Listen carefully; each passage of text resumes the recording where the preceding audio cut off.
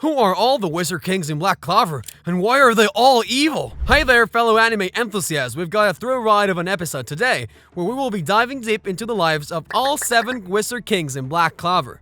First up, we have the legendary tale of Lemuel Silvermillion, the OG Wizard King. I could talk all day about him, but let's go quickly through this original story. He was born into the noble house of Silvermillion, naturally being destined for greatness from the start. Armed with a rare 4-leaf grimoire and the ability to control light magic, Lemuel was a force to be reckoned with. Lemuel and Licht rescued Tetsuya from a magical tornado and became the best pals. Lemuel dreamt of bringing humans and elves together, but things took a dark turn on Tetsuya's wedding day. Trapped in a treacherous plot by Sacred, they couldn't save the elf tribe from a brutal massacre. Licht transformed into a giant demon, begging Lemuel to put an end to him. With heavy hearts, they clashed in an epic battle. Lemuel fearlessly trapped the demon with massive light swords from the heavens and struck the final blow with unmatched finesse, and voila!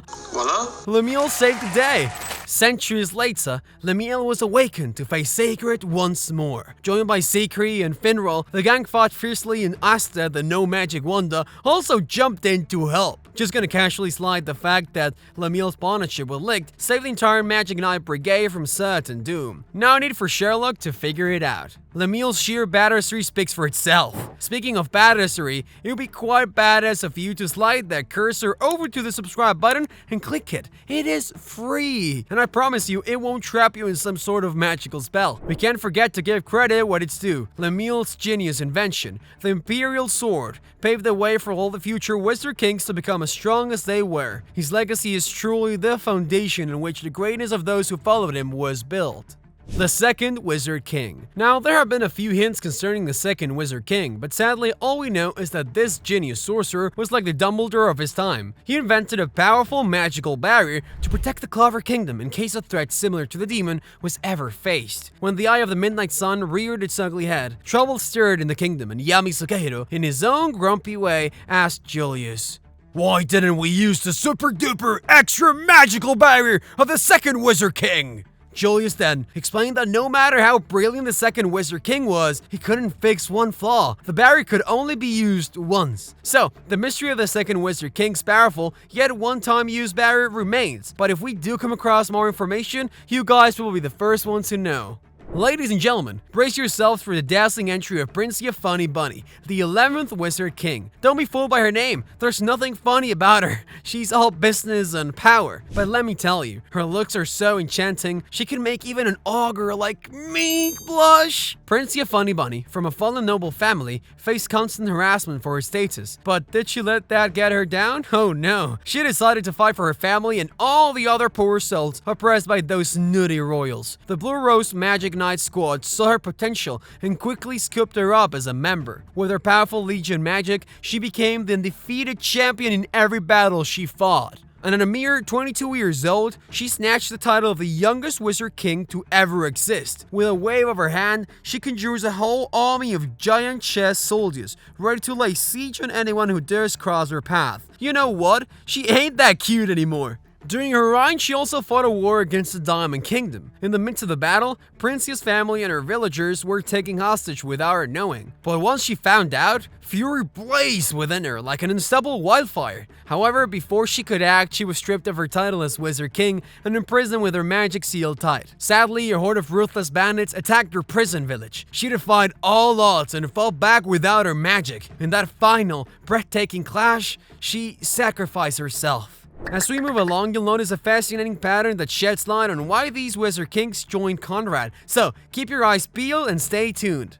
Alright, let's move on to the 16th Wizard King, Jester. He grew up in a super privileged family and had a talent for conjuring barriers and durable weapons that put even the fanciest nobles to shame. But wait, that's not all. He teamed up with 2 pals, Tanner and Raid, forming an odd but awesome trio. Think of it like a magical version of the 3 Musketeers. One day, Tanner's village faced a big death attack, and guess what? Our daring trio decided to take matters into their own magical hands, even if it meant breaking a few rules. But oh, that victory came with a hefty price tag. Tanner Conrad became a true hero, but he sacrificed himself to protect his village. This through a gesture and a character building quest which fueled his new motive. Determined to make sure such tragedies never happen again, Jester embarked on a quest to become the one and only Wizard King, who had grand dreams on uniting the 4 neighboring kingdoms under one banner. Thus, the naysayers gave him the title of the Mad King. But just as his grand plans were taking flight, Jester found himself caught in a royal trap set by the nobles and lost his life. These nobles are really starting to piss me off. Alas, his quest for peace halted and didn't quite reach its happily ever after. Did you see what I was referring to?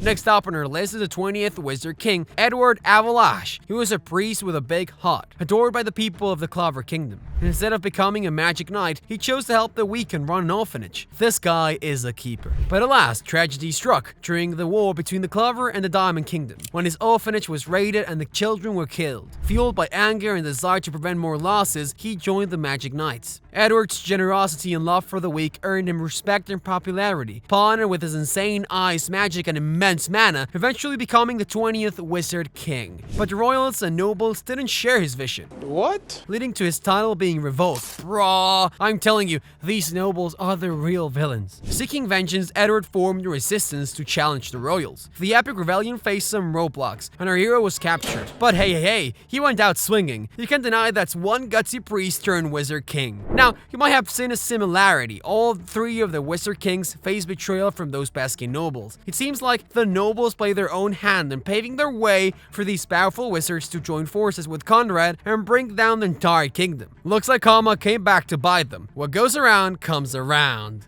Let's meet Conrad Leto, the 27th Wizard King, and the one who had it all. Respect, love, and a unique magic that could steal powers and unlock anything with his keys. But don't let that fool you. Life wasn't a bed of roses for him. Born into nobility, he faced isolation due to his thief-like magic. Poor Conrad had a lonely childhood and struggled to be recognized as anything more than a weakling. But hey, don't count him out just yet. Eventually, he became the 27th Wizard King. Talk about a major comeback. Let's go! But things quickly turned dark. One fateful day, caught in a wicked trap set by the royals who hated him, his squad, his wife, La Villa, all gone. Devastation hit him hard, and Conrad couldn't bear the lies and corruption anymore. Determined to make things right, he dreamt of building a new country without prejudice and discrimination, but his plans got foiled. Conrad's resentment grew, and he realized that rebuilding the kingdom was the only way to change it. Fast forward, he clashed with Julius, aiming to use the first Wizard King's sword to destroy the kingdom during a rebellion. Oh boy, that didn't end well. Julius sealed him away with some fancy time magic, and Conrad's death was announced to the kingdom. But guess what? Surprise, surprise! Surprise, motherfucker! Elf Patoli's antics brought Conrad back to life. In the movie, Asta wields the Imperial Sword and takes down Conrad, but let me tell you, the ending had me all emotional. The way Conrad softly whispers to Asta, urging him to become the Wizard King, and then glances back at the other kings. It was absolutely heart-touching. I might have shed a tear or two, or maybe more than that. Finally, we have Julius Novachrono, Conrad's successor and the 28th Wizard King, and oh boy does he have a wild origin story. Forget about the Clover Kingdom, he hails from the Spade Kingdom. But that's not the craziest part. He's got not 1, but 2 souls in his body. Double the trouble, double the fun, right? Julius and his soul buddy, Lucius from the Dark Triad, decided to team up and reach out to the Time Devil. But hold your horses, they didn't just stop there. They bound the Time Devil to themselves, hoping to uncover all of the mysteries of the universe. Lucius had this grand plan to save the world, but Julius tried to stop him. But you know what they say about the best laid plans? Lucius buried Julius' soul deep down there. Lucius needed some mages with World Tree magic and dark magic to execute his master plan. He allowed Julius to control their body and made their way to the Clover Kingdom. This was all calculated because Lucius had already seen this by peeking into some alternate futures. Julius got close to the first peasant magic knight, Sarah, and believed in him despite others' doubts. But then, tragedy struck, and Sarah was betrayed by his own teammates and killed.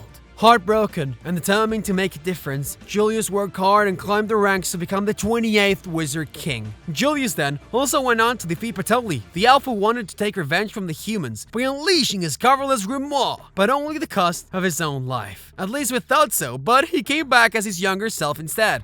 And that's it, folks. Don't forget to check out more of our previous videos popping up on your screen right now. And remember to drop your comments. See you later!